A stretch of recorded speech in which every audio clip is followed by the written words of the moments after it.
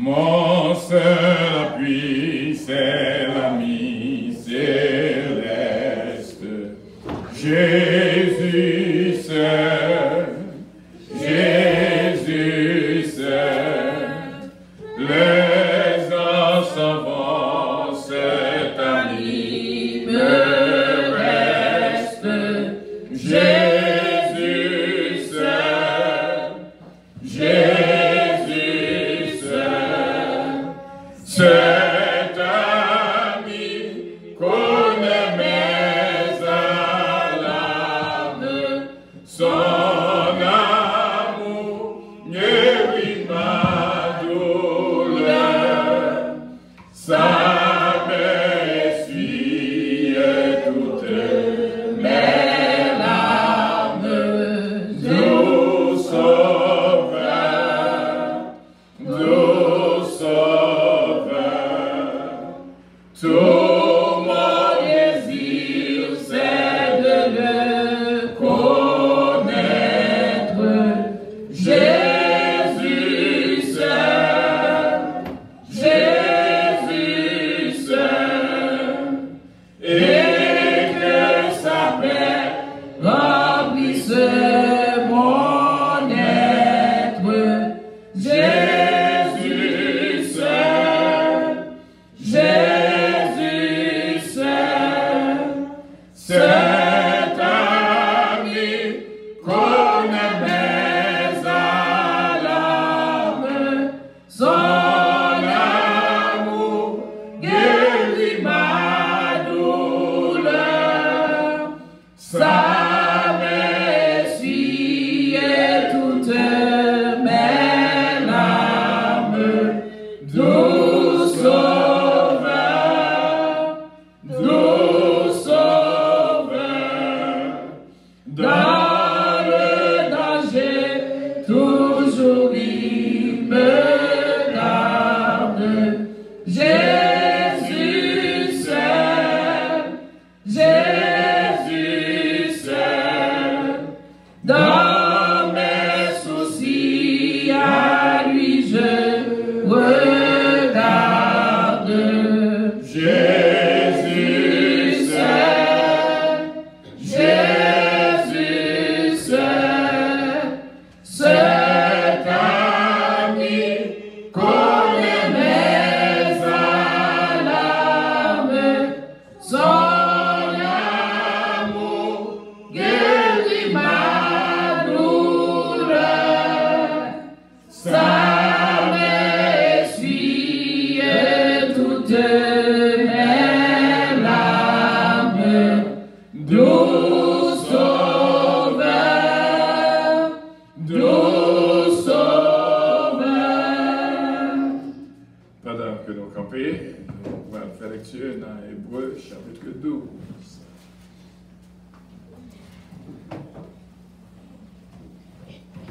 Hébreux chapitre 12. Nous donc aussi, puisque nous sommes environnés d'une si grande nuée de témoins, rejetons tout fardeau et le péché qui nous enveloppe si facilement. Et courons avec persévérance dans la carrière qui nous est ouverte. Ayant le regard sur Jésus qui suscite la foi et l'amène à la perfection en échange de la joie qui lui était réservée. Il a souffert la croix, méprisé l'ignominie et s'est assis à la droite du trône de Dieu. Considérez en effet celui qui a supporté contre sa personne une telle opposition de la part des pécheurs, afin que vous ne vous laissiez point l'âme découragée. Vous n'avez pas encore résisté jusqu'au sang en luttant contre le péché, et vous avez oublié l'exhortation qui vous est adressée comme à des fils.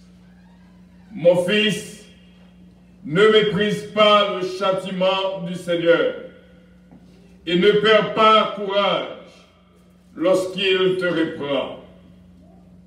Car le Seigneur châtie celui qu'il aime et il frappe de la verge tous ceux qu'il reconnaît pour ses fils.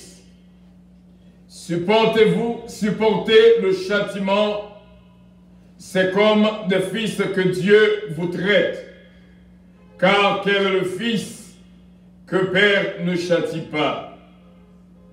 Mais si vous êtes exempts du châtiment auquel tous ont part, vous êtes donc des enfants illégitimes et non des fils. D'ailleurs, puisque nos pères, selon la chair, nous ont châtiés et que nous les avons respectés, ne devons-nous pas, à bien plus forte raison, nous soumettre au Père des esprits pour avoir la vie? Nos pères nous châtiaient pour peu de jours, comme ils le trouvaient bon, mais Dieu nous châtie pour notre bien, afin que nous participions à sa sainteté.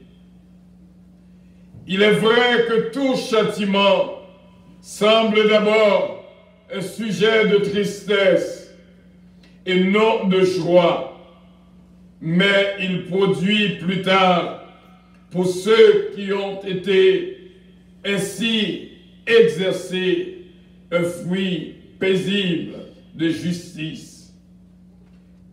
Fortifiez donc vos mains languissantes et vos genoux affaiblis, et suivez avec vos pieds des voies droites, afin que ce qui est boiteux ne dévie pas, mais plutôt se raffermisse.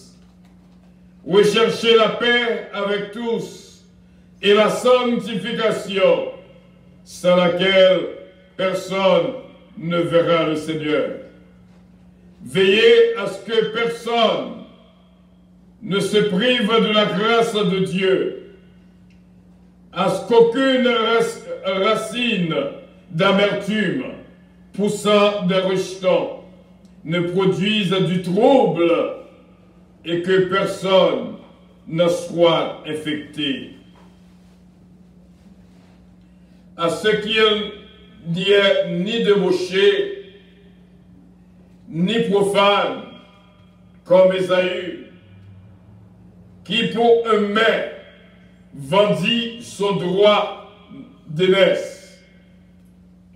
Vous savez, plus tard, voulant obtenir la bénédiction, il fut rejeté, quoiqu'il ait sollicité avec larmes, car il ne put amener son père à changer de sentiment.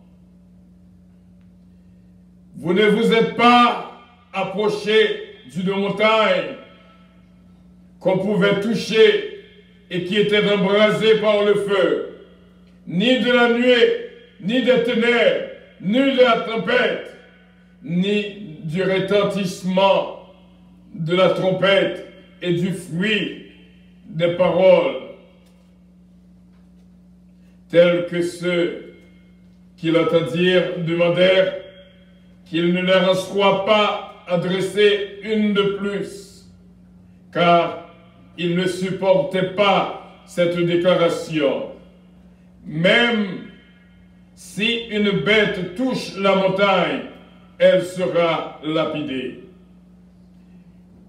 Et ce spectacle était si terrible que Moïse dit « Je suis épouvanté et tout tremblant. » Mais vous, vous êtes approchés de la montagne de Sion, de la cité du Dieu vivant, la Jérusalem céleste, des myriades qui forment le cœur des anges, de l'assemblée des premiers-nés, inscrits dans les cieux, du juge qui est le Dieu de tous, des esprits des justes parvenus à la perfection, de Jésus qui est le médiateur de la nouvelle alliance et du sang de l'aspersion qui parle mieux que celui d'Abel.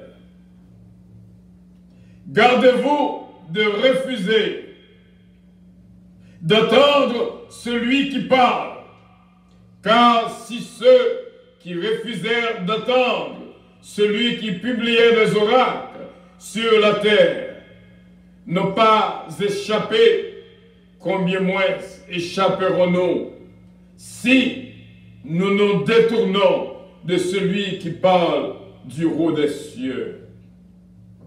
Lui dont la voix ébranla alors la terre et qui maintenant a fait cette promesse. Une fois encore, j'ébranlerai non seulement la terre, mais aussi le ciel. Ces mots, une fois encore, indiquent le changement des choses ébranlées comme étant faites, pour autant, afin que les choses inébranlables subsistent. C'est pourquoi, recevant un royaume inébranlable,